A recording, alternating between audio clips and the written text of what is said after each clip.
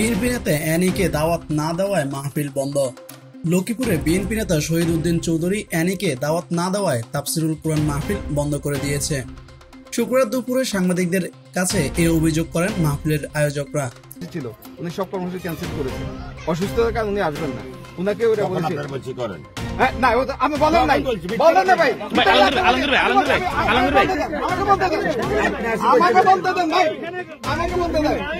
এরপরে উনাকে বলার পরে তারপর উনি রাজি না, সর্বশেষ উনি চলে গেছে ওইদিকে। আমি ছিলাম পাবলিক প্লেসে অনেক লোক, উনি রাজনীতি করে, আমি রাজনীতি করি, আমরা আলাদা একটু বসি। ওনাকে ডাকিনি, আমি ওই দোকানে রাখি বলছি ভাই এটাকে একটু মিনিমাইজ করে দেন। উনি বলে যে এই পোস্টারে কি আমার নাম আছে? আমার কি পোস্টার নাম আসার যোগ্যতা আমার নাই। অভিযোগ রয়েছে লক্ষ্মীপুর পৌরসভার 11 নম্বর ওয়ার্ডের সাবেক কাউন্সিলর ওয়ার্ড বিএনপির সভাপতি আলমগীর হোসেন বিএনপি নেতা শহীদ উদ্দিন চৌধুরী অ্যানির নাম ভাঙিয়ে মাহফিলের আয়োজনে বাধা দেয়। এতে মাহফিল বন্ধ করে দেওয়া হয়েছে এমন অভিযোগ করেছেন মাহফিল বাস্তবায়ন কমিটির সভাপতি জামাল উদ্দিন কবির ও মোহাম্মদিয়া জামে মসজিদের খতিব আহসান হাবিব সহ মাহফিল সংশ্লিষ্টরা। অভিযোগকারী মাহবুবুর রহমান, জামাল উদ্দিন কবির ও আহসান হাবিব জানান, শুক্রবার বিকাল 3টা থেকে লক্ষ্মীপুর পৌরসভার 11 নম্বর ওয়ার্ডে আলমগীর কমিশনার বাড়ির সামনে মোহাম্মদিয়া জামে মসজিদ মাঠে তাফসিরুল কুরআন মাহফিল ও ইসলামী সঙ্গীত সন্ধ্যার কার্যক্রম শুরু হওয়ার কথা ছিল।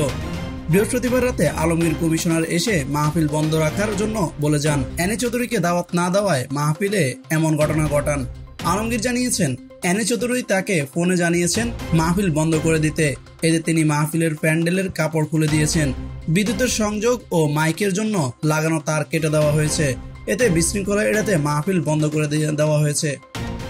আলমগীর হোসেন বলেন, বিএনপির যুগ্ম মহাসচিব শহীদ উদ্দিন চৌধুরী অ্যানি ও ঢাকা মহানগরী উত্তর জামায়াতের সেক্রেটারি ডাক্তার রেজাউল করিম লক্ষ্মীপুর 3 আসনের সংসদ সদস্য প্রার্থী। মাহফিলে রেজাউলকে অতিথি করা হয়।